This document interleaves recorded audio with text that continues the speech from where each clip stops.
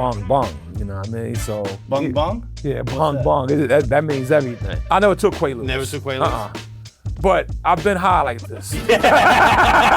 We could bite our fingers and touch hands and become brothers and go fight the world. Man, this is the funniest fucking scene in the fucking world. Like, I was already the RZA, but now I'm the Rock and Roll Hall of Fame inductee, RZA! Wu-Tang Clan! Welcome back to Scene Stealers, where we talk about our favorite scenes with our favorite actors. Today, we are honored to have writer, director, actor, rapper, most recently inductee into the Rock and Roll Hall of Fame. Ladies and gentlemen, the RZA. In the building. How you doing, bro? Come on, this is so cool. I like that last sentence. You like that, right? Say that last sentence one more time. The recent Rock and Roll Hall of Fame inductee. Damn! Give up to that, come on, bro. Dude, how was that? What was that like? Man, that's why I said, say it one more time. So I'll say it again, dude. Recent one. Rock and Roll Hall of Fame inductee. Bam! RZA! That's how I feel. Yeah. Dude, that's been a long time coming, huh? Yeah, well, I didn't expect it. So you can't, like, for me, it's almost like out of the blue. Right. You know what I mean? It's just like bong bong, you know what I mean? So bong bong? Yeah, bong bong. That means everything. That means everything. If you can't find a word, just say bong bong. Bong bong. All right. Yeah, now so, I recently heard. Is it true? Were you with Russell Crowe when you got the call? When I was inducted, I was with Russell. I had dinner with him and Dave Bautista, and he was just saying, you know, Bobby, this is a big deal. Him and we eating. He actually cooked dinner that day. No shit.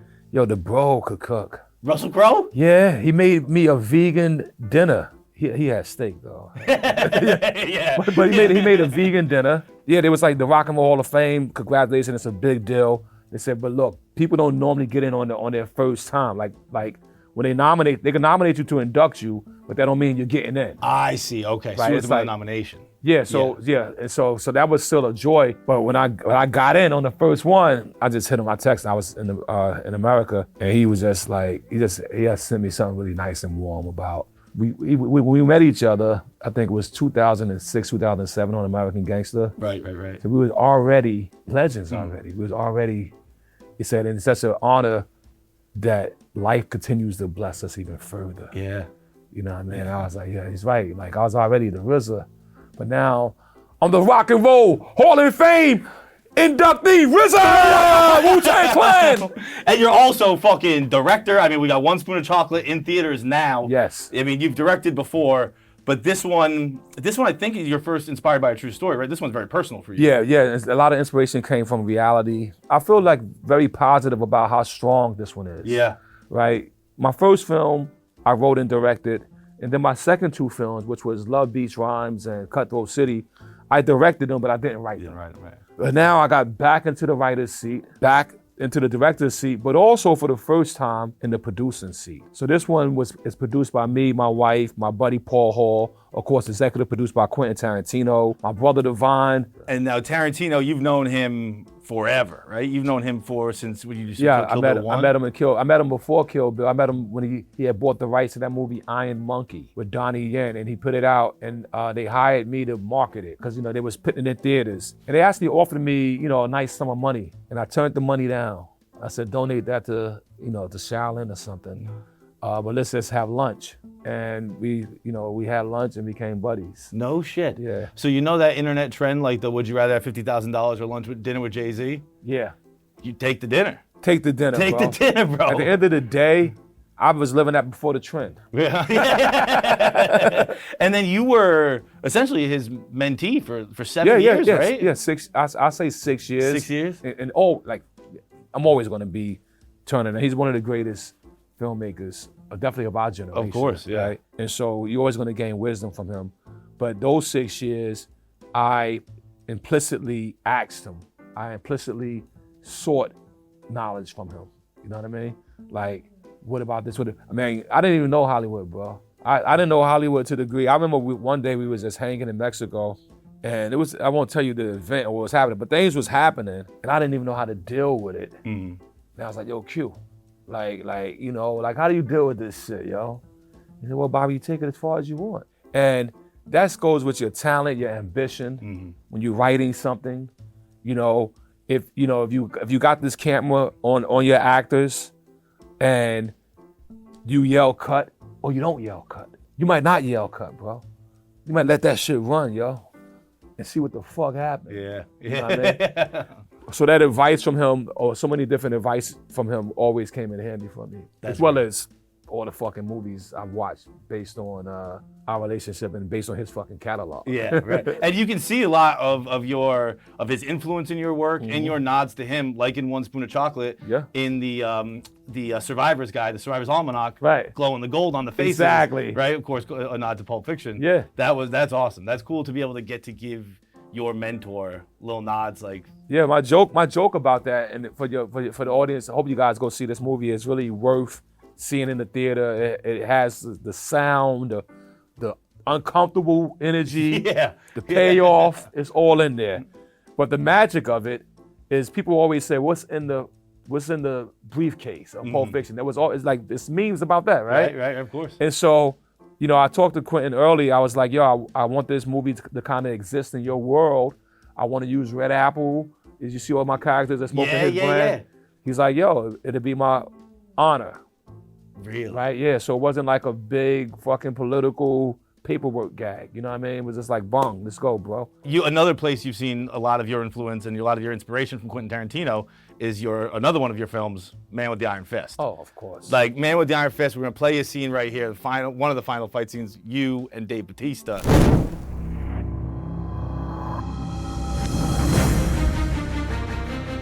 It's a big guy going against that, man.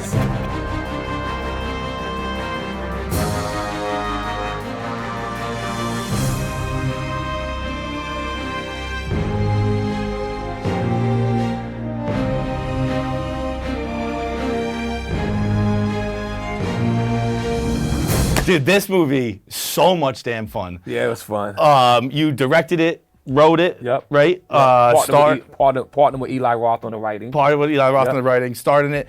Unbelievable. But I saw a clip of Dave Bautista talking with Jason Momoa recently, and he credits you entirely for getting him into Hollywood. Respect. What did you see in Dave Bautista that was like, I gotta have him in this? First of all, he has a magnetism. Second, I wanted a character that could play this brass body character, but yet still be a villain, but still be warm. Second, I saw him training on a YouTube video with this guy named Maurice Crump, and they was doing Kali, and he could fucking move. Okay. So I was like, okay, this guy can move. And at this time, I wasn't heavy into wrestling, so I wasn't, I kind of saw him by seeing him train. I didn't realize that he was fucking the Batista, the Beast. It was Method Man that was like, yo, that's my fucking, like, Meth is a big WWE fan. Really? Shit. So he was like, but Dave flew to Cali. He met, it was me, him, Meth, and we met. And I said, I got a role in this film that I think would be perfect for you. And there's a movie called The Five Deadly Venoms, which is like a kung fu cult classic. Yeah. He's seen it. I basically was like, you're gonna be the Toad. And he was like, he always wanted to be the Toad. So there's a character called the Toad in that movie that doesn't do this type of stuff, but his skin is impenetrable. You know what I mean? Yeah. And so he was like, he always wanted to be that guy. And so he got a chance to be that guy in my film. And he really delivered in this film. Bro. He was great. Yeah. He was great. You have a ton of knowledge about Kung Fu movies and stuff like that. What is the connection between Kung Fu movies and Black culture? I don't know, but I could give you an assumption. I think at the end of the day, in most of these movies, is they're fighting against tyranny, they're fighting against oppression, they're the underdogs. And like we look at Bruce Lee, who was really a pioneer of the genre. His big film before Enter the Dragon, it was called Fist of Free, but they called it Chinese Connection in America. Okay. And at the end of the day, he's in Shanghai that's being occupied by Japan. And there's a scene in the movie where Bruce wants to go to a park, and it says, "No dogs or Chinese allowed." You know what I mean? Yeah. And as he's standing there, a lady walks in with a dog. Right? And so he's like, yo. And so he ends up breaking that sign. Okay. And by breaking that sign, I think in the Black audience, early 70s, this is like a sign for us. Like, yo, he's fighting against the oppression. He's fighting against the oppressor.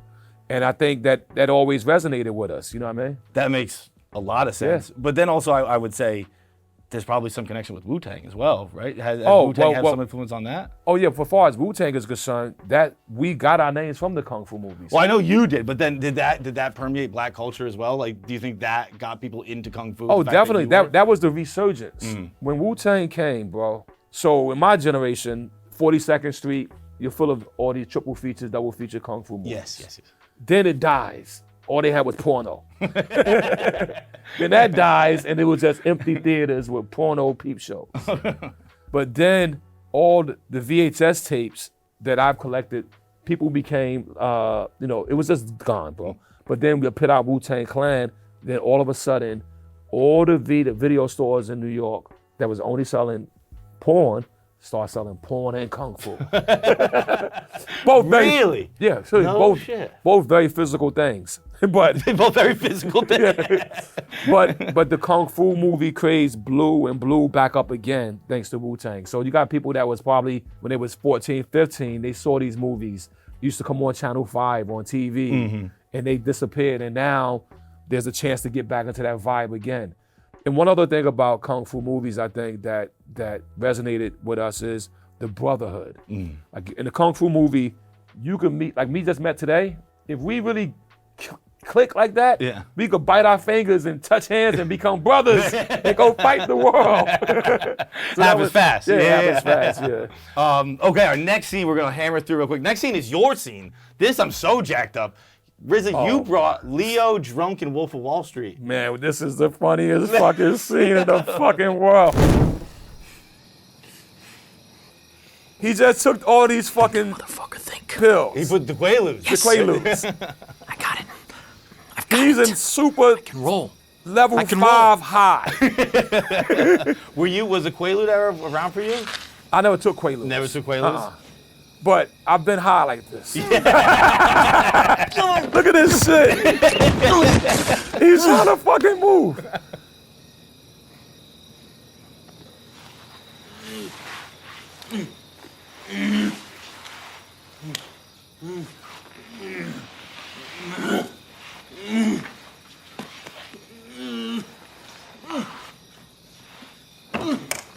It's like he had it, to me, my mind is like he's turned back to an earthworm.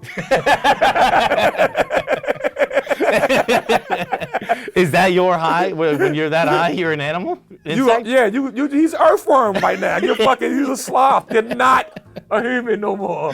Your body is no longer there. But you still gonna do fucking yoga. Yeah. Look at this. Leonardo is stupid with this. And then what makes it so great of a scene, like I never seen that scene and not laugh. Never not felt like this is genius for him and for his director. But what makes it even more genius is that he makes it home, and he's like, he made it home safe, and he thinks everything is cool. Yeah. Then there's a ring on the fucking doorbell, and it's the fucking police, and he goes, yeah, what's the problem? And they show the car. He fucked everything up on the way home. Disaster. Wait, speaking of destroyed cars, you had a great car scene in One Spoon of Chocolate. Thank you. Right? Through the junkyard. Oh, through the junkyard. Dude, that shit's crazy. Thank you. The night before that, right? So being a director is the hardest job in the world, right? You gotta work all day, and then you gotta put the day away, and then you gotta start planning for tomorrow. Yeah. What was the night before the junkyard scene like? Man, it was, first of all, the location was one of our furthest locations out to get to that. Really? To get that many cars. I mean, that shot is great. I mean, it's so sick. It's thousands of cars in that fucking junkyard. I'm like, what the fuck is, when I found it, they tried to talk me out of it. No. I was like, no, this is it. Perfect. But I was worried about the stunts because I know I didn't have a lot of time. Normally, that scene is more of a sometimes 10, 12 day type of business. No shit.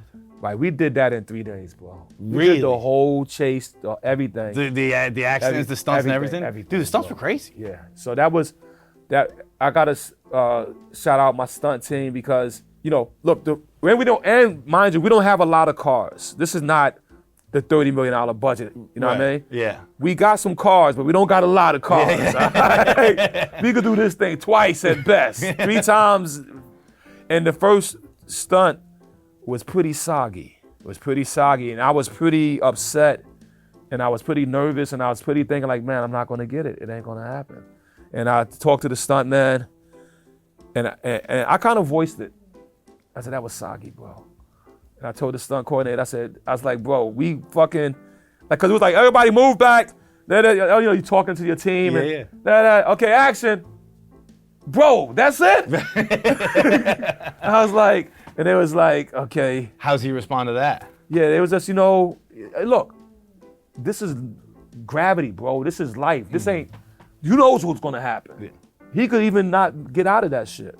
But then the stunt guy was like, look, I'm gonna try to give you at least a 1.5. Right? Whatever they call it, 1.5 roll. I was like, you know, yo, give me that, bro. I'd be happy, bro. He gave me. Dude, he fucking nailed it. Yeah, he nailed it. That was a great scene. And yo, when he got out the car, I was like, I gave him a hug. Yeah. Isn't that the best when someone nails it? You get all fucking jacked up. I said, how did it feel? Because I wanted to know now. Yeah. Because I've been in a car accident before, and everything slows down. You ever been in a car accident? Yeah. Oh yeah. It slows down. I watched the guy crash into me. I could just see him coming. I was like, bro, he said for him it was a blur. Oh really? Exactly. And that's something that's supposed to just take into our, I don't know what that means. Yeah. Right? Maybe that's a stunt man thing. He said for him it was a blur. I said, bro, you was like this.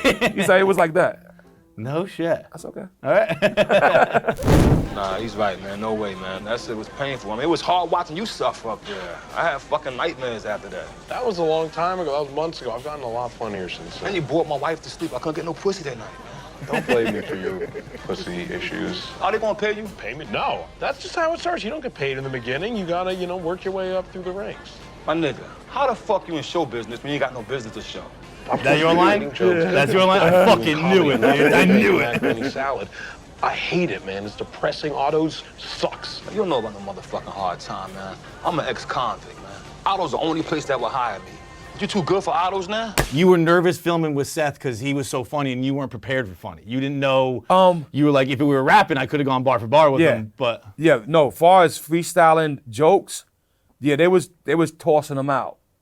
You know what I mean? Yeah. And all I had was a few bars that I prepared. I didn't, because Judd was like, okay, give me something else. I was like, Seth kept going with shit. Yeah. And a lot of shit that we did didn't make it. You know what I mean? Because there was another scene that we did where we really went, and they chopped that out. But yes, I mean, these guys are masters of that craft. But do you see similarities between hip hop and comedy? Yeah. Because like, dude, I saw the clip of it was you guys. It was Wu-Tang, Right and Protect Your Neck. Mm-hmm. And you guys, it was Terrorize the Jam, like troops in Pakistan. And you kind of, I saw a clip of it, and you were kind of pausing, you were like explaining to the room, like, do you understand why that's so good? Right. And that felt to me very much like a comedy green room. Like Right. It felt to me like a bunch of comedians sitting around doing like, oh, dude, that's a great joke because blah blah blah. Right. It makes sense. I mean, I think there's a similarity because at the end of the day, they both based on a punchline. Mm-hmm. Right, exactly. Right. Your bars got to have a punchline, or it's just a fucking. It ain't landing. Yeah. Right? So there's a boring thought. Yeah. So. But these guys, I mean, they were so good. But I was so. The funny thing about this movie is that I declined to be in the movie. No shit. Yeah. Why? Well, what happened was we was hanging out at Pineapple Express party or some shit, right? Was it Pineapple? Yeah, the Pineapple, yeah. And I was just hanging out, bro. And Seth and the judge was like, yo, we auditioning for our new one, Funny People. You should come read. I was already drinking and smoking and shit. I was like, yeah, whatever. I pop in, I'm a type of person, I just pop in to see you, bro. Yeah. So I pop in. And so when I popped in, I saw like, that some other actors that already tried. So when I got there, and I didn't think that the character was me. Like I didn't think I could deliver how it was written in the description. Yeah. And I'll leave that part out of it, right? But still, I was like, I just came to say what's up. You know what I mean? I think y'all should go with. I saw what you call the name of that motherfucker. I think he'd be great for this shit. And it's like, bro, you here? Yeah, right. Do something. Do something. And I was like, well, I said, to me, if I do it, I'd rather be a guy that's just fucking happy to have a job. Man. Yeah. That's what, dude, that's fucking it, RZA. You nailed that, bro. Watching that scene, I was like, that is exactly what having a coworker is like. Yeah. Where it's like, we're not the same. We're No, very different, but yeah. we're both here, and we got to clock in and let's fucking do bro. it. You dude. ain't happy? I'm happy, motherfucker. Dude, that's great. That is so cool, man. Last question. I'm going to squeeze in two questions for you real quick. We didn't get to the clip, but you did Brick Mansions with Paul Walker, one of Paul's last movies. I'm a humongous Paul Walker and Fast and Furious fan. Is there anything about Paul that stuck with you from that experience? That's a special guy, man. Special heart. You know, he's younger than me, so we had a chance to talk about fatherhood and his aspirations to be a great father. Really? Both went to the guitar store and bought guitars to keep us busy when we're not shooting. I really felt like I connected with him, man. That's what I read a lot about him. Is that people he connected with people very easily. Yeah, it was sad. His passing was a very weird day in my life. It's like it really fucking. I had to write a song, man. No shit, you wrote a song about I wrote a song, yo, and yeah, there's a song. You ever look it up? No shit. And because this is one of the last he did. He did Furious 7, obviously, right after. But this is his character kind of has that moment in this movie where there's the music behind it, and it felt very much like Furious 7 watching it. But Tremaine Alexander, your character in this movie, is there anything about him? Like I find acting to be very much like once you find the voice, find the motion, you got the character down. Tremaine Alexander is in charge of Brick Mansions. Was there anything about him from Park Hill? Like was he a guy from Park Hill? Yeah, he actually said where I come from, cash rule everything around me, motherfucker. Yeah. But one thing, I can share this with you because why not? That's what we're doing, right? So I played the character two ways. Oh, right. In the edit, because I didn't know exactly, and the editor or the director decided to cut it the way they cut it. So every time that he spoke, he always used a Bob Marley quote. I think they couldn't clear it. No way. Every time he spoke, every time I spoke, I would start with a Bob Marley quote. Get the fuck out of here. Yeah. You know what I mean? No woman, no cry. And then I'll go into my shit. That is so cool. Yeah, but I think you can't do that. You can't just jack songs. Yeah. Well, you can, dude. You clear music, no problem. Yeah, but they didn't clear that shit. Yeah. So, and there was a guy in my community that was very powerful. He's appeared in two of my art forms. He appeared in here, but also when I did the Wu-Tang series, I actually had a chance to